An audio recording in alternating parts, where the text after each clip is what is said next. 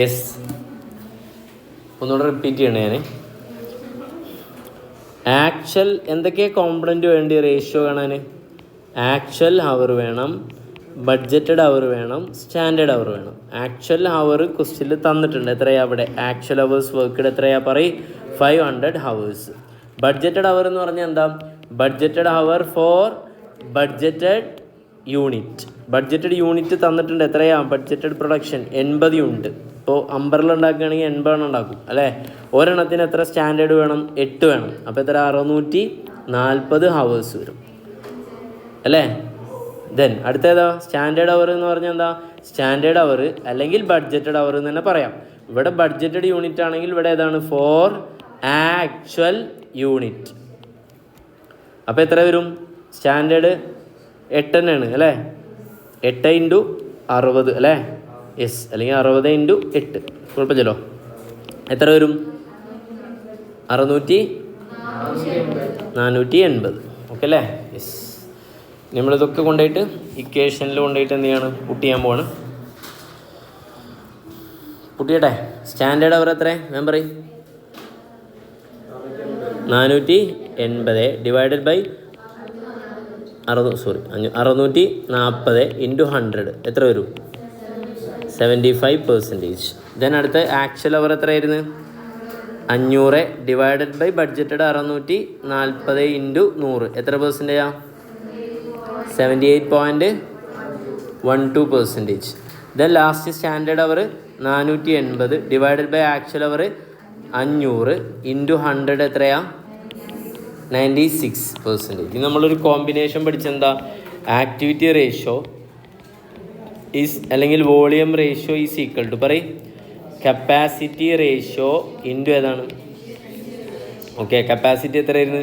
78.12% into അതിൻ്റെ എത്ര കണ്ടാൽ മതി? 96% കണ്ടാൽ മതി. ഓക്കെ അല്ലേ? എത്ര വരും? 75% വരും. ഇതിൻ്റെ ചെറിയ ലോജിക്ക് ഒന്ന് പറയട്ടെ. അത് പറഞ്ഞാൽ നിങ്ങൾക്ക് തോന്നും എത്ര ഉള്ളൂന്ന് തോന്നും. ഓക്കെ അല്ലേ? പറയട്ടെ.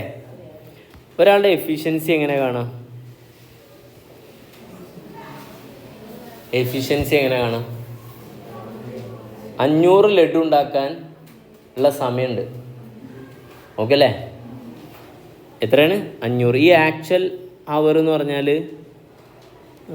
100 ലഡു ഉണ്ടാക്കിയപ്പോൾ വന്ന അവറാണ്. ചിന്തിച്ചോട്ടാ. പറ്റുന്ന ആളുകൾ മനസ്സിലായിക്കോളൂ, അല്ലാത്തൊരു കുഴപ്പമില്ല, പ്രശ്നമില്ല, എക്സാമിന് ചോദിക്കില്ല.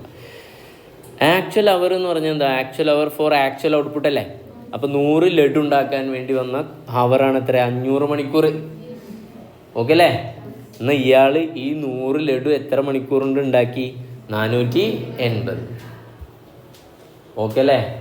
അപ്പോൾ അയാളുടെ എഫിഷ്യൻസി എങ്ങനെ പറയാം? 96%. ഓക്കെയാണോ?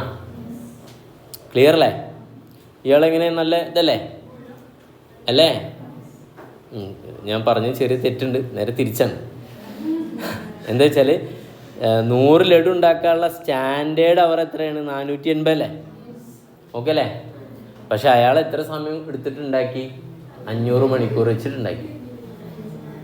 നേരത്തെ തന്നെ പറഞ്ഞ് മനസ്സിലായില്ല? ഇപ്പം റെഡി അല്ലേ? ഇതാണ് റെഡി. നേരത്തെ പറഞ്ഞ എന്തുവാണ്?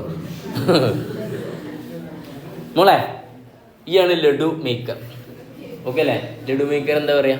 ബേക്കർ എന്ന് പറയും. നിൻ്റെ അടുത്ത് പറഞ്ഞത് 100 ലഡു ഉണ്ടാക്കാൻ എത്ര സമയം ഉണ്ടെന്നാണ് പറഞ്ഞത്? 480 ഉണ്ടെന്നാണ് പറഞ്ഞത്. അതാണ് സ്റ്റാൻഡേർഡ് അവർ ഫോർ ആക്ച്വൽ ഔട്ട്പുട്ട്. പക്ഷെ നീ 100 ലഡു ഉണ്ടാക്കി, എത്ര സമയം എടുത്തു? 500. ക്ലിയർ അല്ലേ? അപ്പം എൻ്റെ എഫിഷ്യൻസി എത്ര ഉള്ളൂ? 96. ഞാൻ ചോദിക്കട്ടെ, ഈ 500 മണിക്കൂറിൻ്റെ പണി എത്ര മണിക്കൂറിൻ്റെ എടുത്തു? 480. അങ്ങനെ എഴുതാം. 500 മണിക്കൂറിൻ്റെ പണി എത്ര സമയം കൊണ്ട് എടുത്തു? 480. ഓക്കെ അല്ലേ? 500 മണിക്കൂറിൻ്റെ പണി 500 മണിക്കൂർ കൊണ്ട് തന്നെ എടുത്താൽ എൻ്റെ എഫിഷ്യൻസി എത്ര ആയിരിക്കും? 100%. 500 മണിക്കൂറിൻ്റെ പണി ഓക്കെ അല്ലേ? നീ എടുത്തത് വീണ്ടും പറയണ 480 മണിക്കൂറിൻ്റെ, അങ്ങനെ പറഞ്ഞു 480 മണിക്കൂറിൻ്റെ പണി 500 കൊണ്ട് എടുത്തു. 480 മണിക്കൂറിൻ്റെ പണി നീ 480 കൊണ്ട് എടുത്താൽ എത്ര പെർസെൻറ്റേജ് എൻ്റെ എഫിഷ്യൻസി? 100. 480 പണി നീ 400 മണിക്കൂറിൻ്റെ എടുത്താൽ എൻ്റെ എഫിഷ്യൻസി 100%-നേക്കാൾ കൂടുതലാണ്. എത്ര വരും? 480 ഡിവൈഡ് ബൈ 400 എത്ര വരും? കൈയ്യെട്ടിട്ട് 480 ഡിവൈഡ് ബൈ 400 100.